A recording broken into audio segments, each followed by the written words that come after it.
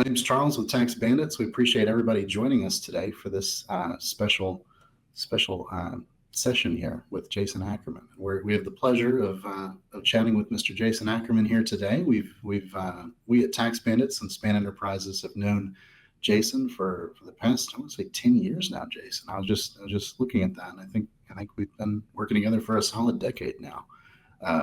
Jason, among other things, is a CPA. Among many other things, he's a CPA. We've known him for quite some time. He's our favorite local CPA right here in Rock Hill, South Carolina. Jason is the what is your role at BNA? You are a co-managing partner. Managing partner at BNA CPA here in Rock Hill. He is also the co-founder and CFO of Wealth Rabbit, another product that he supports and we work with here at Span Enterprises. And you're also a professional panelist for things like this, for webinars and podcasts. You are a frequent guest on these types of events, and we appreciate you giving us some of your time today to help. What an introduction, Charles. What an introduction. Favorite local CPA. Favorite local CPA. Probably. We don't have too much talent here in Rock Hill, so that's not saying that much, but glad to be here to talk about getting ready for the CPA, so it is quite a compliment to say you're my favorite CPA. Oh, that is true. That is true. But nonetheless, I'm very, very, very much happy that you could join us here, and thank you all for joining us. And we will end the shenanigans now and get into start the questions already. Get the questions, and keep in mind, if you have questions throughout the program, please feel free to chime in the comments section. We will get to those as well. So, Jason, as we approach year end, why is it so important for CPAs and CPA firms to begin preparation for January now? Yeah, so I don't know how you guys are, but for me, I do a lot of tax returns, and our busiest time is February to April. And the more stuff that we can get done earlier, it makes that February through April better. So that really starts like now. We're in December.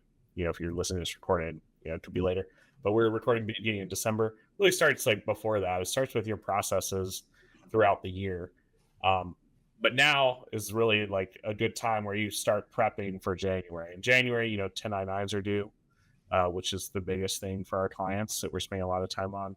But also this time you're trying to get the work papers ready for the tax returns. You might be doing property tax returns.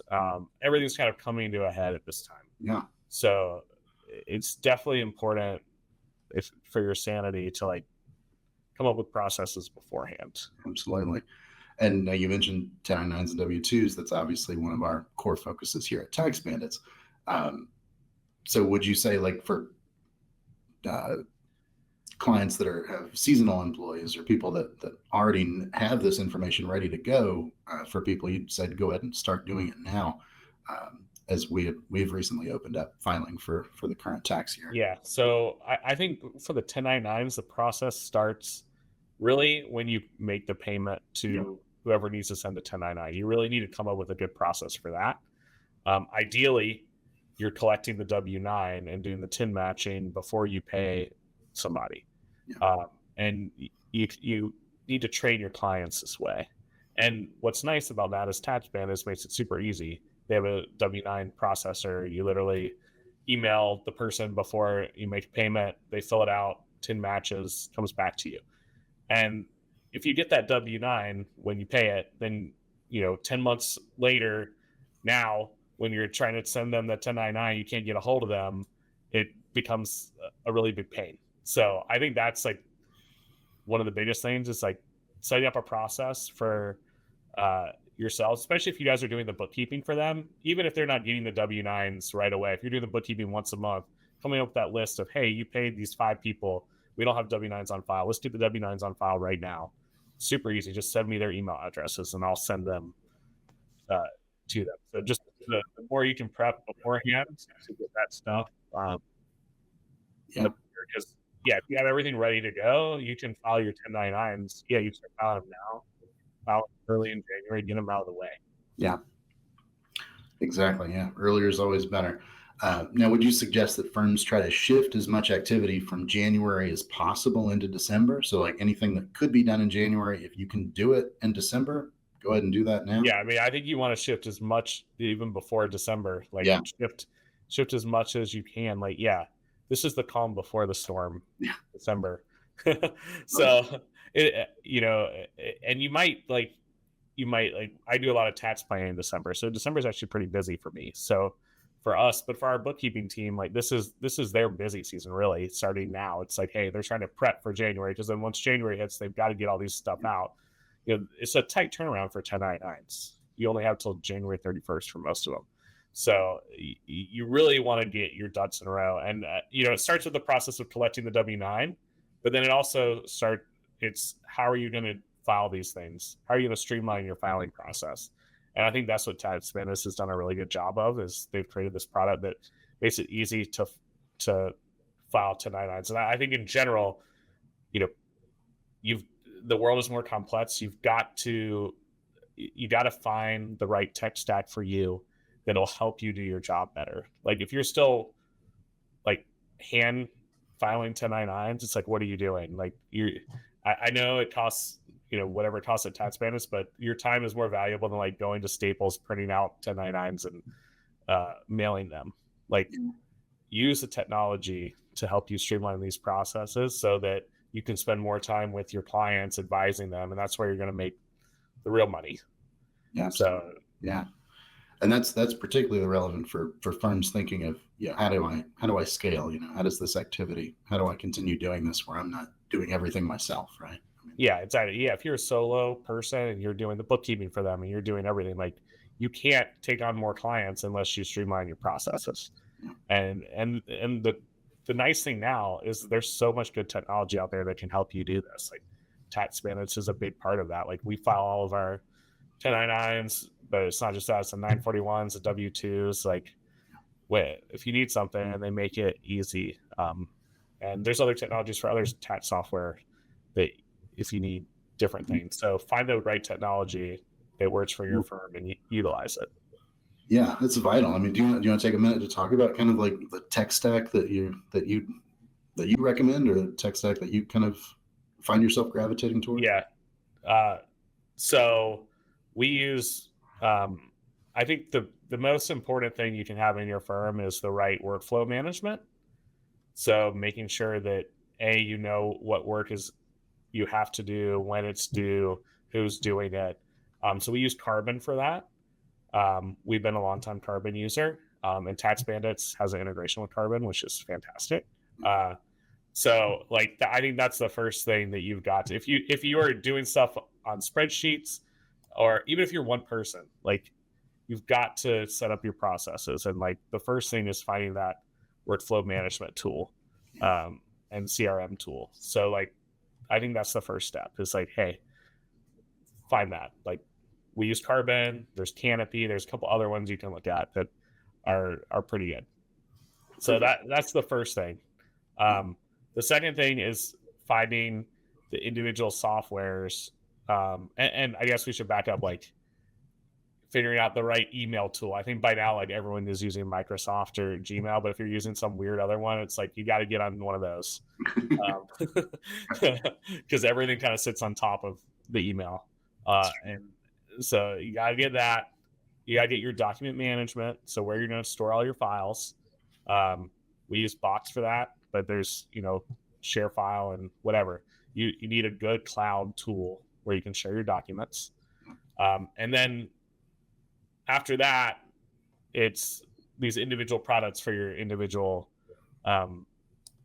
different processes that you have. So like for the bookkeeping side, it's like, what cloud accounting bookkeeping you're going to use. So you're going to use Xero, or you're going to use QuickBooks, or basic ones. We're a Xero house. We do some QuickBooks too.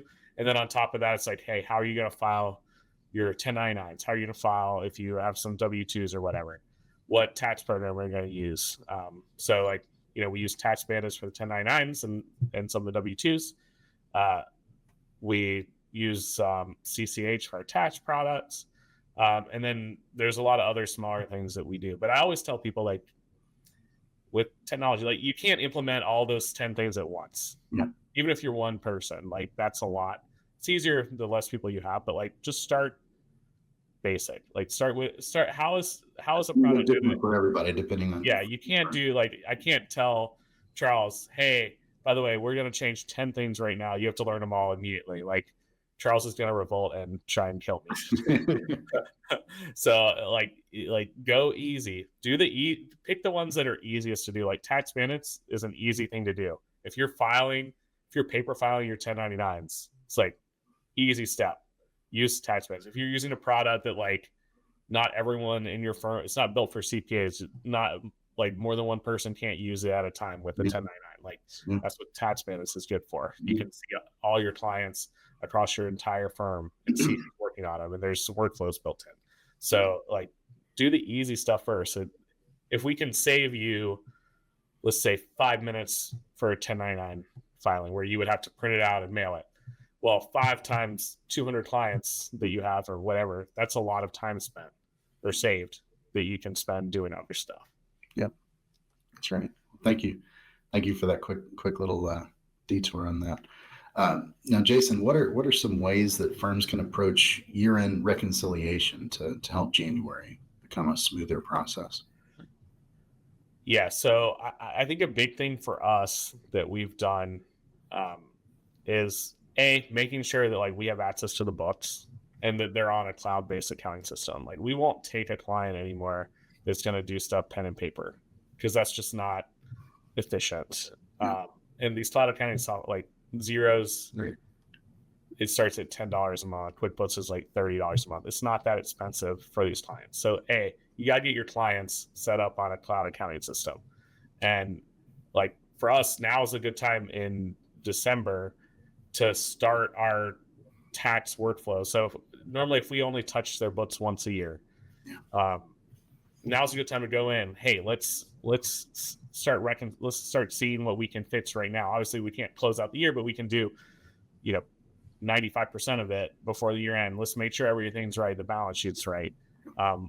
Let's pull the 1099 list. Let's see who we're missing W-9s for. So we can tell the client now instead of waiting until January 15th to be like, hey, we need these people in 2 weeks. So anything you can do there to streamline and have visibility. So visibility is key. Like you have to be able to see the books. If they have stuff on pen and paper, you can't see it. They have to bring that to you. Also, we make our clients give us their bank logins or create logins for us. So it's very annoying to have to ask your client every time to like send us a bank statement or send us stuff. Like anytime you can take the client out of the process for those mundane tasks, so you're not waiting on them, the better.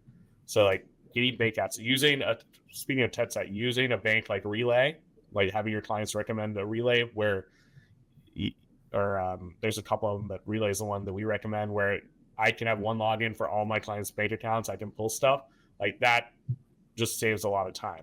And this is a lot of stuff that like you guys can charge your clients for. So like process improvement, that's what the client's looking for. Like, hey, how can I streamline my books? How can I do all this stuff? Like you charge them, hey, I'm going to charge you $2,500 and we're going to do an assessment of their tech stack, their accounting tech stack to see what they're missing and how we can make improvements. And then once you do that assessment, then you go and you charge them to implement. And that's just like stuff that they want. Like they don't know about all these accounting products that you guys know about. So if you tell them, hey, let's set up Relay and Xero, and we're going to teach you how to use W-9 with TaxBandits, like that's going to save them a lot of time. Absolutely. Yeah. Thank you. Now, a lot of preparation. You can prepare for a lot, but then there's also the unexpected that's going to hit you. You can prepare for as much as you can, but there's always going to be those kind of surprises. So, how would you recommend firms prepare for those sort of unexpected, corrections that may need to happen, rejected filings that are going to happen from time to time?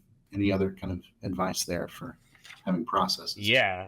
I mean, if I looked at my phone right now, there's probably 10 surprises on my phone. Yeah, right. Like that's all we're dealing all the time, right? It's like we have clients that have questions or need stuff. So like anything you can do to streamline to take away that stuff. So like with W-9s, it's TIN matching up front. Like if you 10 match up front, then you know that when you send the 1099, you're not going to get that rejection, that IRS letter in 9 months saying you screwed something up, or it's going to get rejected.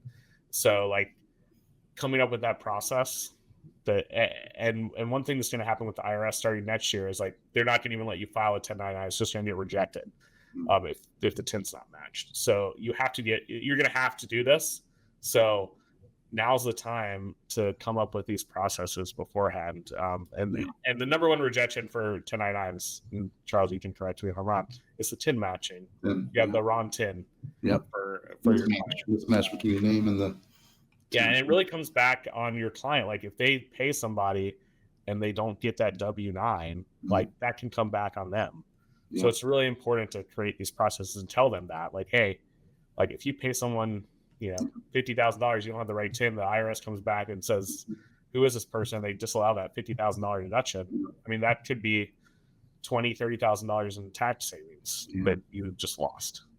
So big numbers. And it's crazy how slow those rejections or errors can come about from the IRS. It could be nearly a year later after the actual or longer. Yeah, they normally come out in November. You guys know. You're getting these, and then you have to deal with that letter. They're like, hey, what does this letter mean? What's going on with that? You got to spend time explaining to them, hey, you did the wrong 10. We got you to do W-9 for this person. So, yeah, it's going to come to bite you at some point. So might as well get ahead of it in the front end. Yeah. And a lot of those errors can come if you got like a handwritten W-9, rather than a digitized version, So if somebody's just writing down the stuff. Yeah, exactly. How many W-9s have I looked at that you can't read what they wrote on there? Yeah. That's a recipe for an error, just because. Is it Jason or John? Yeah. Is that a 7 or a 1? Yeah, absolutely. Now, so on that topic, how can CPAs make sure that things like, your names, your 10s, your addresses are all matching across all your systems? Yeah, that's where the 10 matching comes in. Yeah. And there's products that do that. TaxBandits is one of them. Like you can have it. And what's nice is like if you have the same contact, like you might have multiple clients playing the same contact.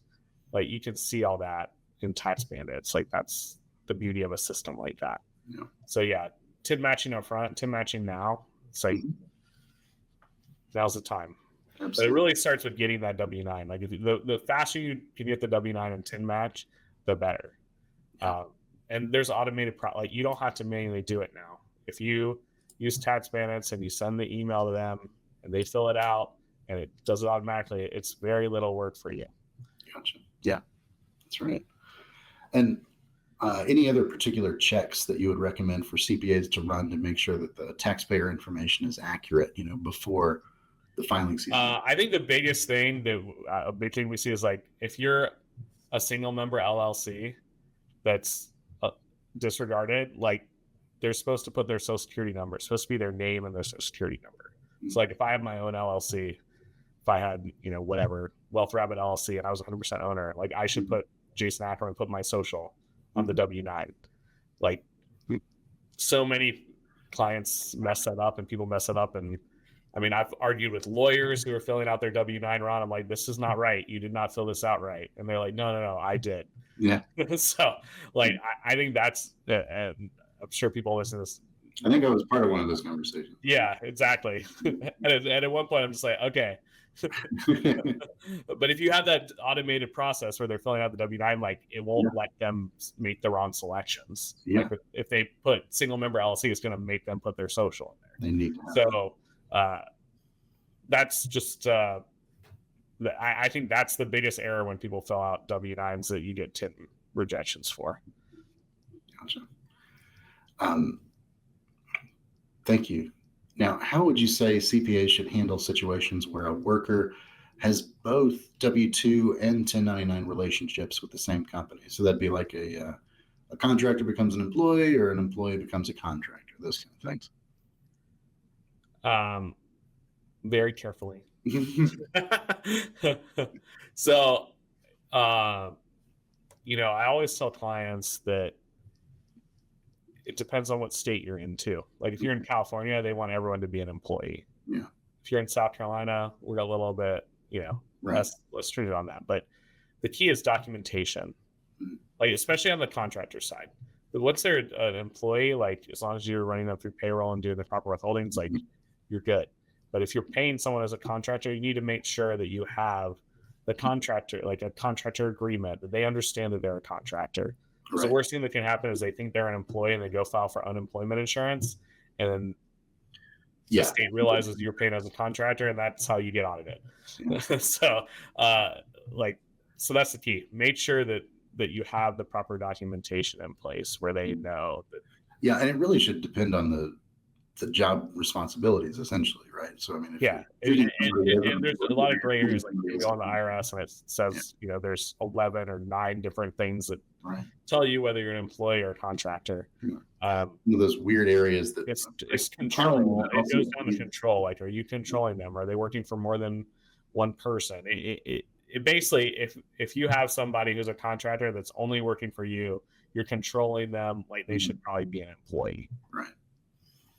If you're dictating, how they do their job. Yeah. But if they're working, if you got somebody and they're freelancing for you and they're freelancing for other people and they're saying their own hours and they're a contractor. So it's all facts and circumstances based. Yeah, exactly. But so let's say somebody happens to be both during the same year. They would need both a 1099 and a W-2 for that particular year, depending on how that's correct. Yep.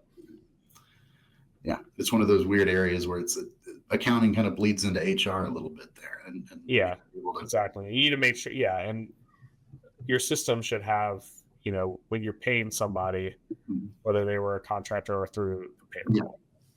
Yeah, absolutely. Now, what are some things that may suggest someone is classified incorrectly? You've kind of gotten into this a little bit. It's about the job duties, right? And responsibilities and Yep. Job duties, responsibilities, control. Those are the things you need to look out with when you're advising the clients. Yeah. And obviously for tax purposes, like we want them to be contractors. That's better for lots of different reasons. You don't have to pay FICA tax on them. Like they're not subject to retirement plans if you have them, like benefits. There's a lot of reasons why we want them to be contractors. Sure. But it's not as arbitrary.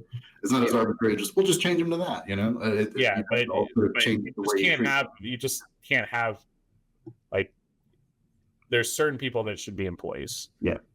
And you just have to be careful because, like, your chances of getting audited by the IRS is very slim. Your chances of getting audited by the state is a lot higher, especially on these areas: sales tax, unemployment tax, which just would fall under.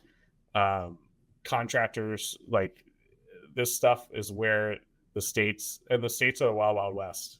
They kind of make up their own rules. Like the IRS has all these audit procedures and blah, blah, blah. You get audited by the state. It's like whoever's doing that audit, like that's what goes. So like you just have to and that's why documentation is so important on these things. Like making sure that if they are a contractor, you have that contractor agreement and they understand that. Like you need to make sure that you have that. Now, is there a way you would recommend for CPAs to review large vendor lists to determine, whether any potential contractors or vendors have been misclassified as a contractor versus an employee? As a CPA, like I don't think we should tell them whether they should be an employee or contractor. I think that's a legal thing. I think we need to point it out and tell them, hey, like we think there could be an issue, or you need to consult with an attorney to see what's going on. But there could be warning indicators or sort of I think in general, my belief as a CPA is you should always tell the client if you see something, even if it doesn't fall under your purview, you should alert them to that, and we have a responsibility to do that. So if you see something like, hey, you're paying this person a lot of money, I think you should review if they should be and make sure they shouldn't be an employee or vice versa. So just alerting them. And that's what the client values. It's like, hey, that's value. That's practical advice to tell your job. It's your job to be the truth telling there, right? I mean, you have to bring, regardless of whether you know the full situation. Exactly. It's your job to. Like, I don't know everything. Like, I'm not an expert. Exactly. And you can't be. I can't be an expert in every part of the tax law. But I can know enough to be like, hey, this person we need to review that. or this person uses cost segregation study, or this person uses Yeah. R&D credit, or like, I think we should look at this. Like, those are stuff as a CPA, I think we need to know and be able to tell a client. And then And that's where your should be value comes in too, though, is Yeah. being that trusted advisor, being that Yeah, person you exactly. know you can go to this person and seek the, what. We want to be the quarterback for the client. So, sometimes the quarterback has to hand off to somebody else to score a touchdown. Yeah. But you're doing the handoff. So, and like, they should pay you. Like, that's where it's the most valuable. Quarterback gets paid the most money on the team for the most part. So, like, you want to be that person, and you want to be able to coordinate with their financial advisor, their lawyer, blah, blah, blah, blah. Like, because you're probably the first line of defense, especially if you're doing the bookkeeping. Yeah. Like, you should be able to see this stuff. And training your bookkeepers to see this stuff is very hard. And if they're doing so much mundane tasks that's manual that can be automated, like, that's where they need to be thinking about the other stuff. So, like, a big reason why you need to be using this technology to alert your clients and stuff like this. Yeah. That's awesome. Thank you, Jason. We've covered a lot of this, but would you say there's any other common client misunderstandings about employee versus contractor relationships? And we've covered some of it, but any other things to look at? I mean, people don't understand. Like, there's so many people that are contractors that shouldn't be employees. It's very rare the other way around. Contractors that should be employees, you're saying? Yeah, that should be employees. Yeah.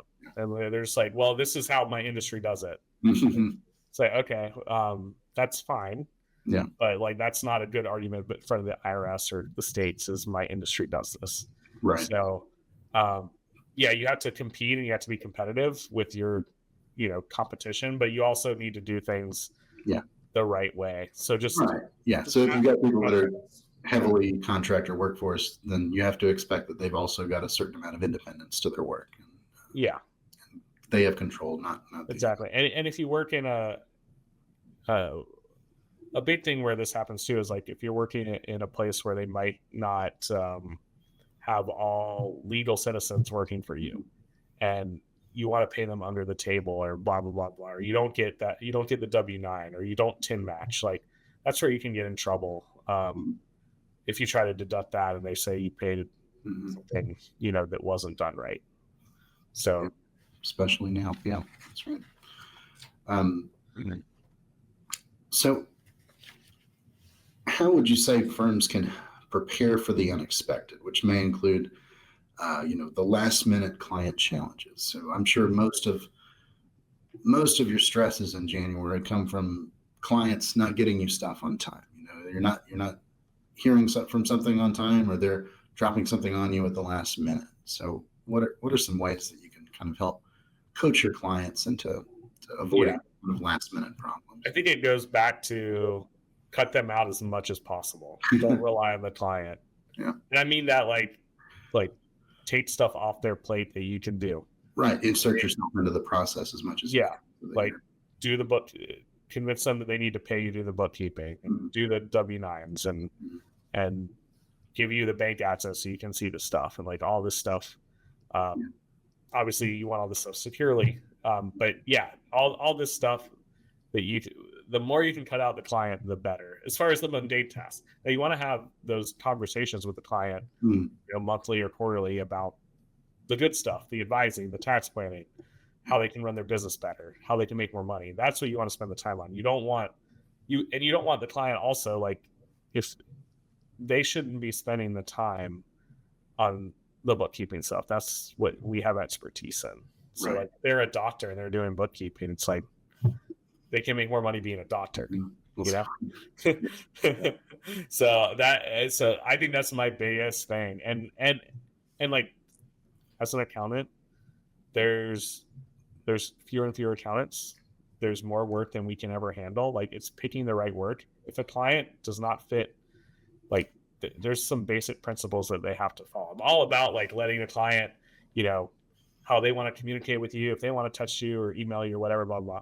Like, I think that's fine. Like, let them communicate, but like, they have to follow certain processes that you have. And for us, it's like, you got to be on a cloud accounting software. You have to be able to share information. If you don't trust me if you're not going to give me read-only bank access, I'm going to see all your bank transactions anyway. Like, why aren't you giving that to me? So like you got to, and they've got to be willing to listen to you. So like, you don't want a client that's going to never do anything that you say, because then you're not providing value to them. It's making it harder for you. And those last minute clients, it's like, you got to cut. It's okay to fire some clients because you'll get a better client 2 days later. Yeah. It's all about relationships, right? You're in a bad one, get out of it, right? So, yeah, exactly. Yeah. There you go. Yeah. Which you can pick your clients, you can't pick your family. Yeah, that's true. That's true. You're stuck with the family you got, but you can't. Yeah, you can't pick your clients. Yeah, and you got enough stuff to deal with those relationships. You want to. These are the kind of people we're going to service, and yeah, you'll be happier. So, what risks during filing season would you say are most underestimated by firms? Or some things that people are typically not thinking about this time of year?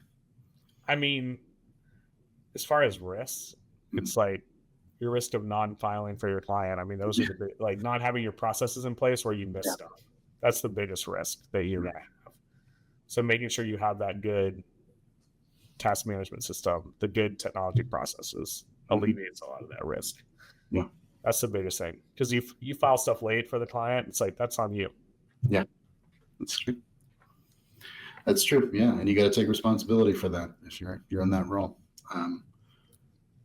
Now, how would a firm be able to identify its biggest workflow bottlenecks before January, so you can kind of get out of the operations before yeah, it really gets I think the key, like what's taking you the most time. Mm-hmm. If it's just you probably know, like, hey, I'm spending a lot of time on this, or Mm-hmm. where there's a piece that's very manual, like that's where I would start looking. If you have employees, like go talk with them and they'll tell you, like what's wrong. Yeah. like where they think. If you have too many things that only one person is doing, or only one person is able to do this thing. Yeah. Maybe. Yeah, that stuff, and just where it's taking time, like where, like, like I know going through my process, like what's taking me the most time, like where technology could help. Mm-hmm. And that's where I started, like that's how I found out about TaxBandits or about Zero. It's like, hey, like this doesn't make sense. Why, this is 10 years ago, but like, why can't I link to the bank and code transactions? It's like, it's 2012. We should have that by now. So, and it was there, and it was Zero. So that's how we found out. It's like TaxBandits. Why are we paper filing a 1099? Like that doesn't make any sense. Like we have like red paper here that we're having to print. Like that makes no sense. Mm-hmm. So it's doing like the little stuff, like tackle the little stuff first. Little incrementally. Like I can't save you 2 hours on a 1099, but I can save you 5 minutes on each one. Or like I'm not going to be able for a tax return, like no matter what AI tells you, like you're not going to be able to do a tax return in 1 minute.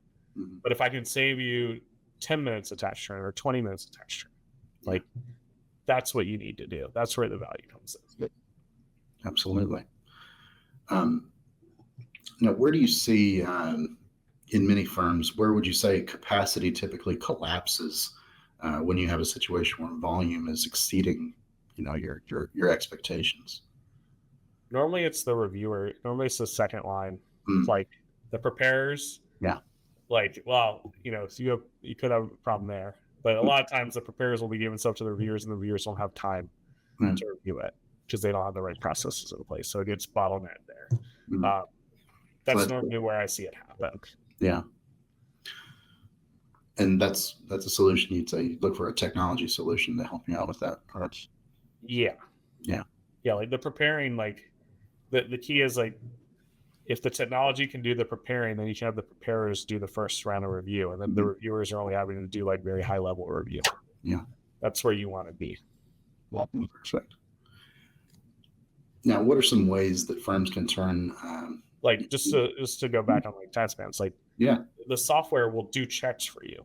Yeah. So like it'll address verify, for instance. Mm-hmm. There's like, a lot of verifications to make sure. So like by the time you get to where you need to file the 1099, there's been checked on the back end. The technology's done that. So that's doing a lot of the review that probably a person was doing. Yeah. It's like verifying address and stuff. Like if the USPS verifies that you're good, Absolutely. you know? So that's the stuff that like you utilize the technology for so that you don't have to do that on your end. That's right. Yeah. Now, how would you say firms can turn these kind of insights into repeatable systems for future filing seasons? Building standard procedures, things like that to accommodate these. Yeah, if you have good procedures, if you have good workflows, if you have your stuff built into your workflow system like we do in Carbon, where it's step by step, this is what you need to do. If you have monitoring going on where you're once a month checking for W-9s and checking for all this stuff, if you create these processes, then those last, for at least a few years until the technology changes again. So, Right. You're always improving process, always changing stuff. But like, if you get these things in place, like it will make your life easier. You really need to start thinking about it. Like, we're in December now. Yeah. We're a little late for January. It's better than January 1st, but like after tax season, or if you do that, if your bookkeepers like after January, like do a debrief as soon as possible after and figure out what was like the bad part, and then spend the summer when it's the slowest, like developing these new processes so that when it comes to January, you're ready to go. Yeah. You don't want to find yourself in a position where you're just sitting around like, I'm just waiting for this next busy part, and then I'll be crazy again, and then I'll wait again for that. Yeah, and most accountants, like, that's not the problem. Most accountants are too busy to reevaluate their processes. Right. That's what I see. Like, they get too busy. They have too many clients, and they're servicing the wrong types of clients. So I think you need to take a step back and be like, hey, do I have the right clients? Really If I evaluate. do, like, how can I service them better? That's right. Okay. Let's you talk a little bit about the way your firm has experienced these kind of changes. So things that you've been able to implement to make things easier, and perhaps areas that you've noticed that January has been easier because of certain changes that you've made at your own firm. Yeah, I will say, kind of going back, like I want to start doing tax returns on like January 1st. Yeah. So, because there's like the easy tax return, like the easy partnerships where it's a real estate deal and it's Right. transactions, and like everyone has these. Like those, the faster you can get them done in January, the better. Like you might not be able to e-file them until February because of the e-filing system in the States and stuff. But if you have them in the tax return program ready to go, like if you can, the faster you can do that, then the more complex stuff that comes in February, March, like that's the best thing. So like, how do I do the tax returns earlier? Well, I got to do the 1099s earlier if I'm doing that stuff. So like, how do I do that? And it's like, I got to get to it sooner. I've got to do this. I got to have the technology in place so I can do it. And a lot of times, like when you're reviewing the books is when you can do the 1099s. Yeah. So like for me personally and for our firm, it was like, making sure that I have access to the data. Like if I don't have access to data on January 1st, I'm not gonna be able to do a tax return. So it's like being able to have access to the data in the accounting system. So getting people a cloud accounting system. It's like, this 2025, most people are on that now. Yeah. Not all, but like, 10 years ago, that was rare. Like we still had a lot of QuickBooks Desktop and stuff like that. So getting them to the cloud, then it's like, okay, what are our processes that I think are really dumb? Yeah. And like 1099s was a huge one. When I started at our firm, we were still printing all of our 1099s. Wow. And like, and you had to put the 1096 on top of it and staple it. And then you had to do the client copy and like all this stuff. Like this makes no sense. This is making January very, very bad and taking lots and lots of time from our CPAs and our accountants that should be doing tax returns. Yeah. So that's where we found TaxBandits to solve that and alleviate that. And we no longer have paper. Like everything's done, and TaxBandits will mail it out for you. So even if you have people who you don't have emails for them, like TaxBandits handles all that. Yeah. So that just allows our firm to do stuff early and early and earlier. And that's what the client wants. The client doesn't want, like, whenever I talk with clients and they're moving in CPA firms, it's normally not responsive. So, you're too busy to respond to them because you don't have the right process in place. Mhm. And like it took too long for me to do their tax return. Like I gave them the stuff February 1st and I didn't get it till September 15th. Yeah. It's like, well, because you have bad processes. They have bad processes. It's like there's no reason why that should happen. So if that's you, and that sounds familiar to you, then you really have to reevaluate your processes and your clients. Like, Yeah. and you got to constantly do it all the time.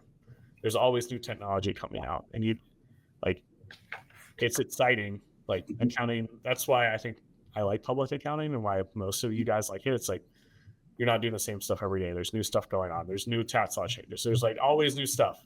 Yeah. And you got to stay on top of it. And you can't do it yourself. Utilize the technology to help you do that. It's true. And along those lines, would you like to have you've spoken a lot about, the need for embracing technology and things like that. Could you also talk about your take on, the way the accounting world needs to be looking at AI solutions? Yeah. So kind of like what I said before, like there's a shortage of accountants. There's a shortage of accountants. There's a shortage of CPAs. There's more, the work gets more, what technology allows is for stuff to get more complex. Mm-hmm. Like before technology, like you had a store you could only sell in one place. Like I had a shoe store downtown, and I had one location, and I only had to worry about sales tax there and allocation there. Well, now that shoe store is selling all over the world. That creates lots of tax complexities, bookkeeping complexity. Like complexity is only going to increase. And technology just adds to that. So what AI is going to do is allow us to do these mundane tasks that we don't want to do anyway, reconciling, the basics, and allow us to spend more time on problem solving with these clients. Now, my take on the AI in this particular moment is that there's a lot of AI technology companies popping up, and most of them will not exist in 2 years. So I think you have to be really careful on the ones you utilize and the ones that you adopt. Because what you don't want is you don't want to adopt a technology and then a year you have to change it because they're out of business. So I'm being a little cautious on the ones that we're picking. Like for tax, like I'm not picking a tax solution yet because I just think there's too many of them and it's kind of the wild, wild west, and none of them really do it well yet.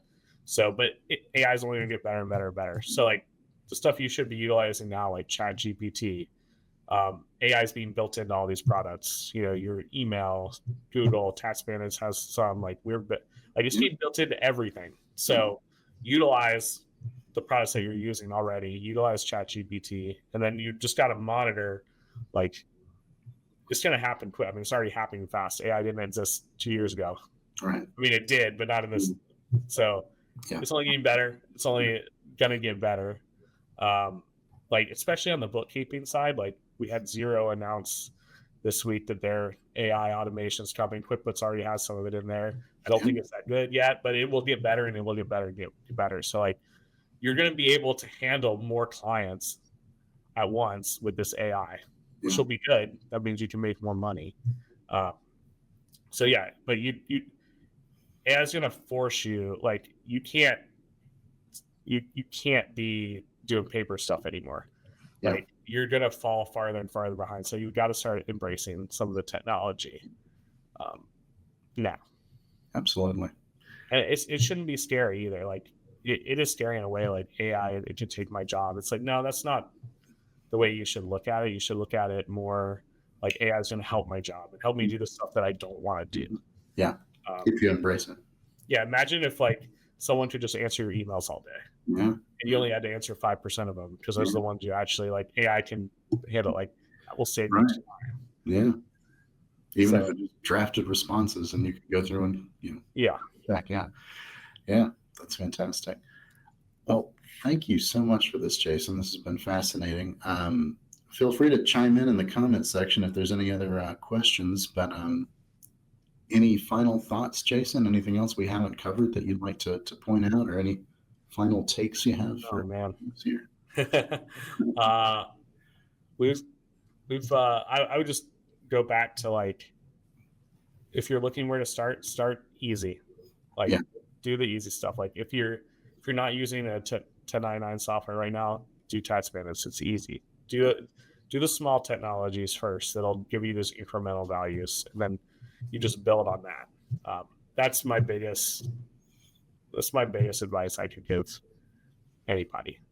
And you're not alone, and don't feel like you're behind or you're bad or blah blah blah. Like, there's thousands and thousands of people that are on your same space, and I would say, go there. There's communities for this.